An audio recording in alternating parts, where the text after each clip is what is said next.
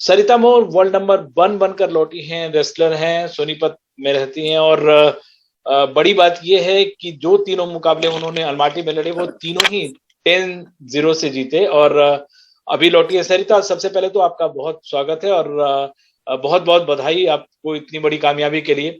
लेकिन आपके लिए यहां तक पहुंचना, क्या ये लाइफ का बिगेस्ट अचीवमेंट है, ये कहते हुए कि इस बार आपको कॉमनवेल्थ में मौका नहीं मिलेगा? Thank you so much sir, इतना वेलकम करने के लिए। और मैं वर्ल्ड नंबर 1 बनी हूँ, तो सर आपने पूछा कि कितनी खुशी है। खुशी तो सर जब मैं देखती थी कि भी जो भी मेरे से ज्यादा मतलब अच्छी रेसलर थी और वो वर्ल्ड नंबर 1 थी, तो मैं सोचती थी कि हाँ एक दिन मैं भी वर्ल्ड नंबर 1 बनूंगी, मेरा भी वर्ल्ड नंबर 1 पे नाम आएगा। तो खुशी तो होती है सर, लेकिन हाँ इतना संतुष्ट नहीं हूँ कि ठीक है वर्ल्ड नंबर 1 तो बन गई हूँ, लेकिन संतुष्ट नहीं हूँ क्योंकि अभी आगे और बहुत कुछ अचीव करना है। 2024 में मेरा भी मेन टारगेट है, तो सर 24 में पेरिस से गोल्ड लेके आना है, तो बस उसी टारगेट में लगी हुई हूँ सर। ठीक है, संतुष्ट नहीं हूँ सर, लेकिन थोड़ी सी खुश हूँ, ज्यादा नहीं।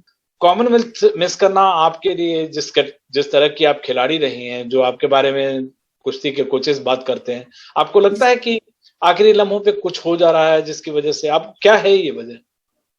आ, नहीं सर, ऐसा तो नहीं है कि आखिरी आखिरी टाइम में। हाँ अब कुश्ती हुई थी, क्योंकि मेरी सर एक दिन में 5 कुश्ती हुई थी, और जो मेरी अपोनेंट थी उसकी करीबन 3 ही कुश्ती हुई थी, जिसमें से 2 तो मेरे साथ ही हुई थी उसकी। तो हो सकता है थोड़ा सा उस चीज का भी थोड़ा सा इफेक्ट था, लेकिन फिर भी मैं दिमागी रूप से ये था कि चलो कोई नहीं, 5वीं कुश्ती है तो कोई दिक्कत वाली बात नहीं है।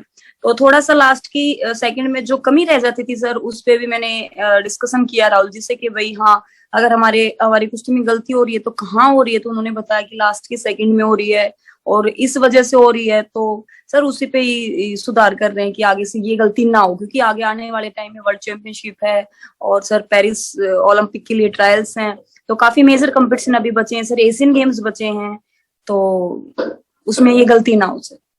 दर्शकों की सुविधा के लिए बता दूं कि राहुल आपके पति हैं और योगेश्वर दत्त के वेट कैटेगरी में कुश्ती लड़ते थे वो, और अब आपको फुल फ्लेजेड कोचिंग देते हैं। लेकिन इससे पहले का जो सफर रहा सरिता, आपके पिताजी के पास बहुत ज्यादा पैसे नहीं थे, आपको इंजरी का एक प्रॉब्लम हुआ था जिसके लिए आपको सूद पे पैसे उठाने पड़े थे वहां से, और उस समय आप कबड्डी खेलते थे उसके पहले। तो कबड्डी से लेके कुश्ती में वर्ल्ड नंबर 1 बनने का जो सफर है, उसमें सबसे मुश्किल दौर कौन सा रहा? उसमें सबसे मुश्किल दौर वही था सर, जब मेरे को इंजरी हो गई थी और मेरी वापसी नहीं हो पा रही थी, और काफी टाइम से बस मतलब प्रैक्टिस पे भी जाती थी तो ऐसा रहता था कि क्या हो गया है, क्या होगा आगे। अभी तो मेरी इतनी एज भी नहीं है, क्योंकि उस टाइम पे सर मुझे इंजरी हुई तो मैं 14-15 साल की ही थी। और फिर घर की तरफ देखती थी तो घर का भी इतना वो नहीं था कि भाई मम्मी पापा मेरे ऊपर इतना खर्च ही कर सके, तो बहुत ही काफी डिफिकल्ट टाइम था सर। लेकिन बोलते हैं धीरे धीरे वो भी चला गया। लेकिन दंगल में आपने काफी सारे दंगल में पैसे जीत के आपने जी सर। सूद के पैसे वापस करवाए थे, उसके बारे में बताएं। और एक उसके बाद एक बहुत बड़ा बदलाव भी आया, जैकी श्रॉफ आपके घर आते हैं, खाना आपके हाथ का बना हुआ खाते हैं, ये जी मैंने सर। तस्वीरें बहुत सारी देखी है, अपने दर्शकों को भी दिखाएंगे। जी सर। लेकिन क्या वो किस्सा बताएं जब आपको पैसे से मतलब दंगल में कमाई से आपको सूद चुकाना पड़ता था। बिल्कुल सर, उस टाइम पे दंगल खेलती थी, मैं यही सोच के दंगल खेलती थी कि क्योंकि मैं स्टार्टिंग से मुझे दंगल वैसे पसंद नहीं है सर, मेरे को मैट की रेसलिंग पसंद है। तो वो सिर्फ एक दंगल में इसलिए खेलती थी कि मम्मी पापा कर्ज है वो कर्ज नहीं रहना चाहिए। तो ये सोच के मैं दंगल खेलती थी कि भाई चलो यहाँ से इतने पैसे आएंगे तो इतना मैं अपना खर्च के लिए रख लूंगी, और इतना जिसको जिसके पैसे देने हैं उसको पैसे दे देंगे। तो बिल्कुल सर डिफिकल्ट टाइम था वो। और कर हुआ भी है ऐसा कि जहां से पैसे आते थे आधे पैसे उसको दे दिया, आधे अपने खर्चे के लिए रख लिए। फिर नेक्स्ट के लिए सोचती थी कि अब दंगल कब होगा, कब पैसे आएंगे, और कब मेरा मतलब हर महीने का खर्च चलाना मुश्किल हो जाता था सर। एक एक दिन ऐसे होता था कि भाई एक दिन आज का दिन चला गया, कल का दिन कैसे जाएगा, अब दंगल नहीं। अभी कई बार ऐसा होता था जब जिस टाइम पे दंगल नहीं होते थे तो उस टाइम पे मेरा जो खर्चा था सर महीने का, तो फिर पापा किसी से लेकर के देते थे कि भाई चलो 6 महीने बाद दे देंगे जब हमारी फसल जाएगी, क्योंकि सर पापा खेती करते हैं तो फसल तो 6 महीने में जाती है। तो बोलते थे कि चलो मैं 6 महीने बाद दे देता हूँ खर्च। और मेरा कई बार 1-1 साल का खर्च भी दिया है सर।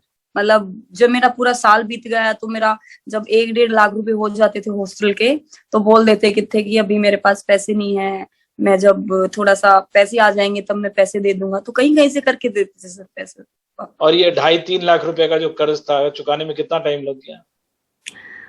ये देख लो सर, 2011 में मेरी सर्जरी हुई थी, 14-15 के आसपास वो पापा ने कर्ज चुकाया, क्योंकि सर ब्याज बहुत हो जाता है कर्ज से ज्यादा, मतलब जितना पैसा होता है उससे ज्यादा ब्याज हो जाता है। बिल्कुल, ये कर्ज की एक कहानी होती है और बहुत कम लोगों को इसकी जानकारी हो पाती है। कुश्ती में एक तो सर्वाइवल कितना मुश्किल है, इंजरी है और न्यूट्रिशन जिसकी जरूरत है उससे जूझना पड़ता है। अब इन सब से ये इन डिफिकल्टीज के बाद जो हर खिलाड़ी का जो सपना होता है, और आपसे भी कई बार आपसे राहुल से बात होती है तो पेरिस पे जो नजर है, और आपके बारे में कहा जाता है कि आपका डिफेंस बहुत स्ट्रांग है। किन एस्पेक्ट्स पे काम कर रही हैं? यहाँ से पेरिस का रोड मैप कैसा है आपका? अब सर जितना, सबसे पहले तो जितना हो सके बाहर वालों के साथ कंपटीशन, क्योंकि पहले हम जब बाहर खेलने के लिए जाते थे तो अपनी ये सोच लेके नहीं जाते थे कि हमें जीत के आना है, हम ये सोच के जाते थे, क्योंकि सर उस चीज की नॉलेज ही नहीं थी, उतना पता ही नहीं था हमें, बस जाते थे और हम डर डर के हार जाते थे, जबकि हम उनसे बहुत स्ट्रांग है।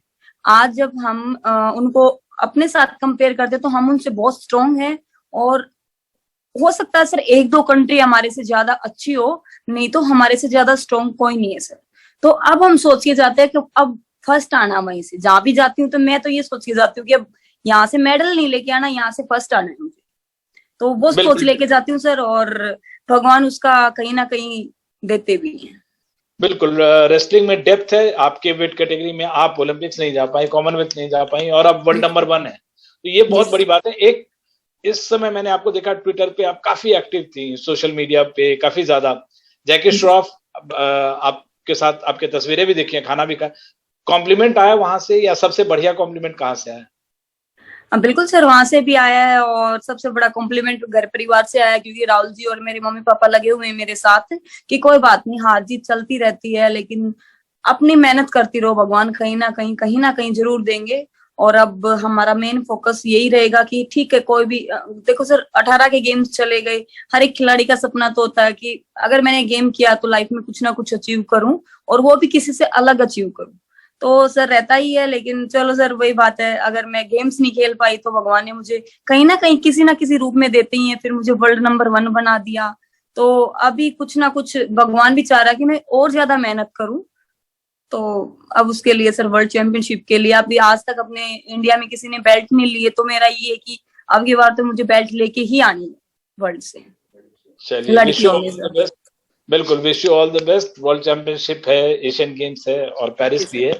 आप ऐसे ही मेहनत करते रहें और वर्ल्ड नंबर 1 काफी समय तक बने रहें, ये बहुत बड़ी बात है। Thank you so very much Sarita, और बहुत मेहनत करें। Thank you so much. Thank you so much sir, thank you.